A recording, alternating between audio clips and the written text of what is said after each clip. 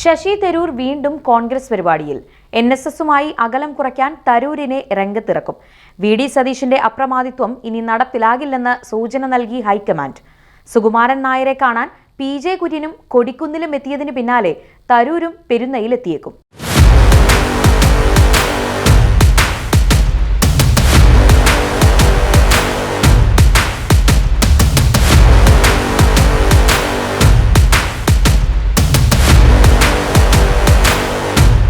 പ്രധാനമന്ത്രി നരേന്ദ്രമോദിയെയും കേരള മുഖ്യമന്ത്രി പിണറായി വിജയനെയും പ്രശംസിക്കാൻ മടി കാണിക്കാത്ത കോൺഗ്രസ് നേതാവ് ശശി തരൂർ ഇടക്കാലത്തെ അകൽച്ചകൾ പരിഹരിച്ച് വീണ്ടും കോൺഗ്രസ് ക്യാമ്പുമായി അടുക്കുന്നു.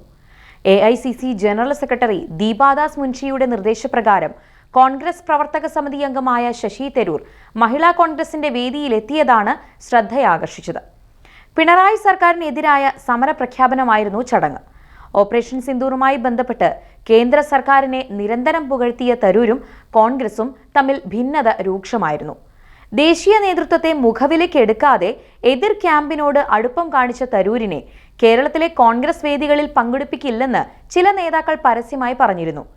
അച്ചടക്ക ലംഘനം നടത്തിയ തരൂരിനെതിരെ ശക്തമായ നടപടി സ്വീകരിക്കണമെന്ന് VD സതീശൻ ഹൈക്കമാൻഡിനോട് ആവശ്യപ്പെട്ടിരുന്നു. കേരളത്തിലെത്തുന്ന തരൂരിന് കോൺഗ്രസ് പരിപാടികളിലേക്ക് ക്ഷണം ലഭിച്ചിരുന്നില്ല. കേരളത്തിൽ ഉണ്ടായിരുന്നപ്പോൾ പോലും ശശി തരൂർ കോൺഗ്രസ് വേദികളിൽ നിന്നും മാറി നിൽക്കുന്ന സാഹചര്യം ഉണ്ടാക്കി. ഇതിനാണ് ഇപ്പോൾ മാറ്റം വരുന്നത്. കോൺഗ്രസിന്റെ പ്രധാന നേതാക്കൾ അടക്കം പങ്കെടുത്ത പരിപാടിയിലാണ് തരൂർ എത്തിയത്. AICC ജനറൽ സെക്രട്ടറി ദീപാദാസ് മുൻഷിയുടെ സാന്നിധ്യവും ഈ യോഗത്തിലുണ്ടായിരുന്നു. KPCC അധ്യക്ഷൻ സണ്ണി ജോസഫ്, പ്രതിപക്ഷ നേതാവ് VD Satheesan, UDF convener Adoor Prakash തുടങ്ങി കോൺഗ്രസ് നേതൃത്വത്തിലെ പ്രമുഖരെല്ലാം തരൂരിനൊപ്പം വേദി പങ്കിട്ടു. ഇതോടെ കേരളത്തിലെ കോൺഗ്രസിൽ തരൂർ അപ്രസക്തനല്ലെന്ന സൂചനയാണ് ഹൈക്കമാൻഡ് നൽകുന്നത്. രാജ്ഭവനിലെ ത്രൈമാസിക പ്രകാശനത്തിന് ശേഷം ഡൽഹിയിൽ മടങ്ങാനായിരുന്നു തരൂർ തീരുമാനിച്ചിരുന്നത്. എന്നാൽ ദീപാദാസ് മുൻഷിയുടെ അഭ്യർത്ഥന അംഗീകരിച്ച് പരിപാടിയിൽ മാറ്റം വരുത്തി. മഹിളാ കോൺഗ്രസ് വേദിയിലും എത്തി. പരിപാടിയുടെ ഫ്ലക്സിലും തരൂരിന്റെ ചിത്രമുണ്ടായിരുന്നു. കേരളത്തിലെ രാഷ്ട്രീയ സാഹചര്യത്തിൽ തരൂരിനുള്ള പ്രസക്തി AICC നേതൃത്വം തിരിച്ചറിഞ്ഞതാണ് തരൂരിനെ വേദിയിലെത്തിക്കുന്നതിൽ നിർണായകമായതെന്ന വിലയിരുത്തലുണ്ട്. മോദി അനുകൂല പ്രസ്താവനകളുടെ പേരിൽ നിലമ്പൂർ തെരഞ്ഞെടുപ്പ് പ്രചാരണത്തിന് പോലും തരൂരിനെ കോൺഗ്രസ് പങ്കെടുപ്പിച്ചിരുന്നില്ല. എന്നാൽ നിയമസഭാ തെരഞ്ഞെടുപ്പിൽ വീണ്ടും ജയിക്കാൻ എല്ലാവരും ഒരുമിക്കണമെന്ന ചിന്ത ഹൈക്കമാൻഡിനുണ്ട്. NSSനടക്കം താൽപ്പര്യമുള്ള തരൂരിനെ സജീവമാക്കി ചില വെല്ലുവിളികൾ മറികടക്കാനാണ് കോൺഗ്രസ് തീരുമാനം. SNDP പൂർണ്ണമായും പിണറായി സർക്കാരിന്റെ മൂന്നാം ഊഴത്തിന് പിന്തുണയർപ്പിച്ചു കഴിഞ്ഞു. അതേ രീതിയിൽ NSS നേതൃത്വവും ഇടത് സർക്കാരിനൊപ്പം ചേർന്ന് നിൽക്കുന്ന സാഹചര്യമാണുള്ളത്. NSSന് ഏറെ താൽപ്പര്യമുള്ള നേതാവായ തരൂരിനെ മാറ്റി നിർത്തിക്കൊണ്ട് പ്രതിപക്ഷ നേതാവ് VD സതീശൻ മുൻനിരയിൽ നിൽക്കാൻ നടക്കുന്ന ശ്രമങ്ങളെ NSS മുഖവിലയ്ക്കെടുക്കുന്നില്ല.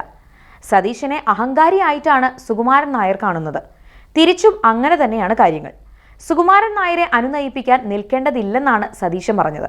എന്നാൽ പ്രതിപക്ഷ നേതാവ് പറയുന്നത് പോലെയല്ല കാര്യങ്ങൾ എന്ന തിരിച്ചറിവിലാണ് high command. NSS general secretary G Sukumaran നായരെ നേരിൽ കാണാൻ മുതിർന്ന കോൺഗ്രസ് നേതാവ് PJ കുര്യൻ പെരുന്നയിലെത്തിയിരുന്നു. കഴിഞ്ഞ ദിവസം കൊടിക്കുന്നിൽ സുരേഷ് MPയും സുകുമാരൻ നായരെ കണ്ടിരുന്നു. ഇടഞ്ഞു നിൽക്കുന്നവരെ അനുനയിപ്പിച്ച് ഒപ്പം നിർത്തണമെന്ന കർശന നിർദ്ദേശമാണ് ഹൈക്കമാൻഡ് കേരള നേതൃത്വത്തിന് നൽകിയിട്ടുള്ളത്. ശശി തരൂരിനെ കേരളത്തിൽ സജീവമാക്കാനും അതുവഴി NSS നേതൃത്വത്തിലേക്കുള്ള പാലമായി തരൂരിനെ മാറ്റാനും പദ്ധതികളുണ്ട്. ഉപതെരഞ്ഞെടുപ്പുകൾ ജയിച്ചതിന്റെ ക്രെഡിറ്റ് എടുത്ത് പ്രതിപക്ഷ നേതാവ് പാർട്ടിയിൽ അപ്രമാദിത്വം കാണിക്കുന്നതിനോട് വലിയ എതിർപ്പുയർന്നിട്ടുണ്ട്. രാഹുൽ മാങ്കൂട്ടത്തിലിന്റെ വിഷയത്തിലെടുത്ത നിലപാടോടെ ഷാഫി പറമ്പിൽ MP ഉൾപ്പെടുന്ന ടീമിന്റെ പിന്തുണയും സതീശന് നഷ്ടമായിട്ടുണ്ട്. പുതിയ ഗ്രൂപ്പുകൾ രൂപപ്പെട്ടു വരുന്നതിന്റെ സൂചനകളാണ് തരൂരിന്റെ മഞ്ഞുരുക്കവും സജീവമാകലും എന്നാണ് പൊതുവെ കരുതപ്പെടുന്നത്.